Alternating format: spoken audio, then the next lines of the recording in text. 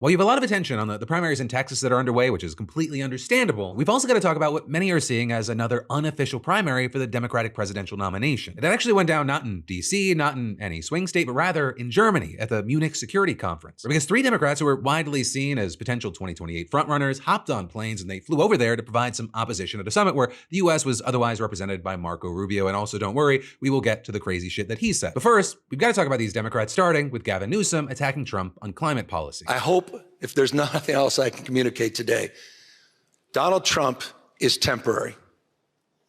He'll be gone in 3 years.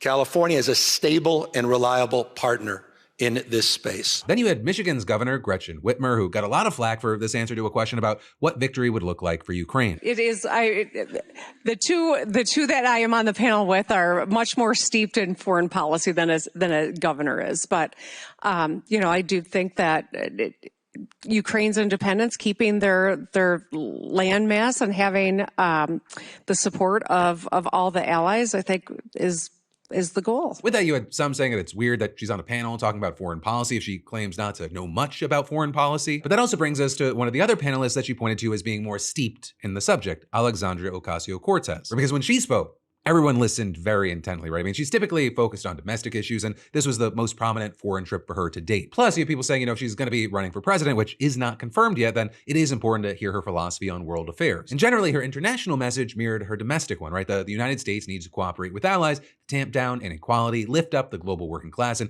combat far-right authoritarianism. With her also favoring diplomacy with Iran and saying that unconditional aid to Israel has enabled a genocide in Gaza. But then also with this, you saw Republicans seizing on a few specific moments where she seemed to stumble, and they try to use that as evidence that she and the Democrats more broadly are unserious about foreign policy. And so, for example, when she was asked about whether the US should commit troops to defending Taiwan if China moves against it, she appeared to kind of fumble for a good 20 seconds before giving a non-answer. I think that this is such a, I think that this is of course a very longstanding policy of the United States. And I think what we are hoping for is that we want to make sure that we never get to that point. And we want to make sure that we are moving in all of our economic research and our global positions to avoid any such confrontation and for that question to even arise. Also with this, you had people pointing to another point where instead of saying transatlantic partnership, she said Trans-Pacific Partnership. With AOC later acknowledging that that was just a mistake. And then lastly, during a question about Venezuelan ex-president Nicolas Maduro, she said, he canceled elections. He was an anti-democratic leader. That doesn't mean that we can kidnap a head of state and engage in acts of war just because the nation is below the equator. Right, and for context, Venezuela is just above the equator. And so with all that, you had people on the right kind of having a field day with this, mocking her as stupid, clueless, uninformed, and Trump joined in as well. I watched AOC answering questions in Munich. This was not a good look for the United States. They started answering questions. She had no idea what was happening. She had no idea how to answer, very important questions concerning the world. Which I gotta say, that's insane coming from a man whose entire shtick is calling reporters fake news when they ask questions that he doesn't like, and two, the man is a fucking gaffe machine. Right, among other things, he is the guy who apparently thought that he was about to board a plane to Russia to meet Putin, who was actually Alaska, and he repeatedly mistook Greenland, the territory he wants to fucking invade because he didn't get the Nobel Prize for Iceland. But personally, I will say one of my favorites is that time that he said George Washington's army took control of airports during the Revolutionary War. It took over the airports. It did everything it had to do. But anyway, you had AOC actually telling the New York Times that she was frustrated by the way that her performance at Munich was microscopically dissected through the lens of what it meant for a hypothetical White House campaign. Saying this reporter came up to me and was like, is Munich the new New Hampshire? And I cannot say enough how out of touch and missing the point genuinely that is. Global democracies are on fire the world over, and established parties are falling to right-wing populist movements. And adding that she went to Munich not because I'm running for president, not because I've made some kind of decision about a horse race or a candidacy, but because we need to sound the alarm bells that a lot of these folks in nicely pressed suits in that room will not be there much longer if we do not do something about the runaway inequality that is fueling far-right populist movements. And you had AOC saying that argument was well received by the Europeans, including the German leaders that she privately met with. But also, she did participate in the viral clip drama at least a little bit because she took this shot at Trump's Secretary of State, Marco Rubio, for this claim. Our horses, our ranches, our rodeos, the entire romance of the cowboy archetype that became synonymous with the American West These were born in Spain. And with that, you had AOC later calling that out in the same conference. My favorite part was when he said that American cowboys came from Spain.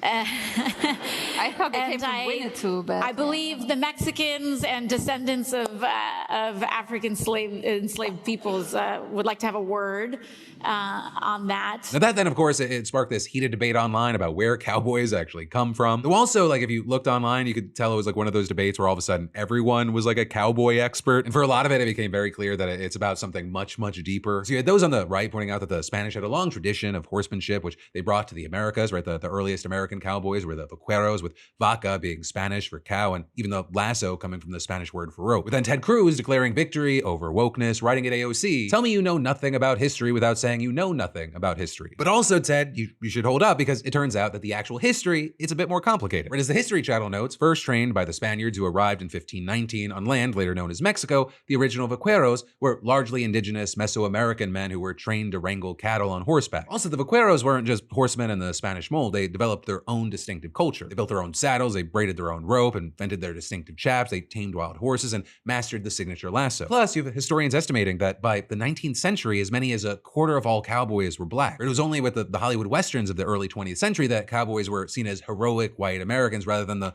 multiracial groups that actually developed the practice. But also, like with AOC, I don't want this one moment to completely overshadow everything else that Marco Rubio said in his speech. Because on the one hand, he took a much friendlier, more cooperative posture toward Europe than Trump and Vance have, which gave many there some reassurance. But on the other hand, the common ground that he found between America and Europe, it was a little abstract, and to many, it sounded like a dog whistle for race. We are part of one civilization, Western civilization. We are bound to one another by the deepest bonds that nations could share, forged by centuries of shared history, Christian faith, culture, heritage, language, ancestry, and the sacrifices our forefathers made together. We are connected spiritually, and we are connected culturally. Now, we should note here that scholars debate whether the concept Western civilization is even useful or historically tenable. But even putting that aside, many of the things that Rubio thinks bind the West together, language, culture, religion, ancestry, they are precisely things that tore Europe apart in bloody wars for centuries. Yet Rubio cast all of Europe as one unified civilization that single-handedly made the United States what it is. Or with him lumping together Christopher Columbus, English settlers, Scots-Irish frontiersmen, German farmers and craftsmen, French fur traders and explorers, and of course, Spanish cowboys. Meanwhile, you had many noting he made no mention of any contribution by non-European peoples, no mention of the slaves who picked the cotton, no mention of the Chinese who built the railroads, nothing about the Mexicans who labored on farms, and that's just kind of naming a few of the many, many examples. In fact, the only times that Rubio mentioned non-white people, it was to paint them as dangerous threats, or with him claiming that mass migration is destabilizing Western societies, disrupting cultural cohesion, and threatening the future of what he called our people. Though apparently doesn't care when that migration goes the other way, because he waxed nostalgic about how for 5 centuries the West had sent missionaries, pilgrims, soldiers, and explorers across oceans to build vast empires, but only stopped expanding after World War II. The great Western empires that entered into terminal decline, accelerated by godless communist revolutions and by anti-colonial uprisings. But as others have pointed out, that seems to fly in the face of his earlier argument, because the 5 centuries that he wants to go back to was a time when Europeans were almost constantly killing each other. In fact, the post-war period that he doesn't like, it was one of the most stable and peaceful periods in transatlantic history. But anyway, right, with all of this, you had Rubio saying that just as leaders refused to allow the decline of Western dominance in centuries past, Donald Trump and the United States want to do that again together with Europe. This is why we do not want our allies to be shackled by guilt and shame. We want allies who are proud of their culture and of their heritage, who understand that we are heirs to the same great and noble civilization. So with all that said, just to give my opinion here, I think the few gaffes aside, it is important to really boil this down. AOC's message was about inequality fueling far-right movements, the need for diplomacy, the opposition to unconditional military aid. Rubio's message was about restoring Western dominance, lamenting the end of colonialism, and framing non-white migration as a threat to our people. But because AOC fumbled the Taiwan question and mispronounced one word, Republicans, including Trump, the man who thinks that George Washington captured fucking airports, seized onto it as proof that Democrats don't understand foreign policy. Meanwhile, Rubio explicitly said anti-colonial uprisings were bad, praised 5 centuries of empire building, and argued that we need to stop being shackled by guilt and shame about Western history. When AOC said that she went to Munich to sound the alarm about inequality fueling far-right movements, she's describing exactly what Rubio's speech represents. He's not offering solutions to global problems. He's offering white Western identity politics as foreign policy. And the fact that mainstream coverage is treating these two performances as equivalent is journalistic malpractice. But hey, again, and as always, this is the Philip DeFranco Show. You get the news, my opinion, and whether you agree or you disagree with me. Let me know what you're thinking in those comments, whether it be this story or anything else we talk about.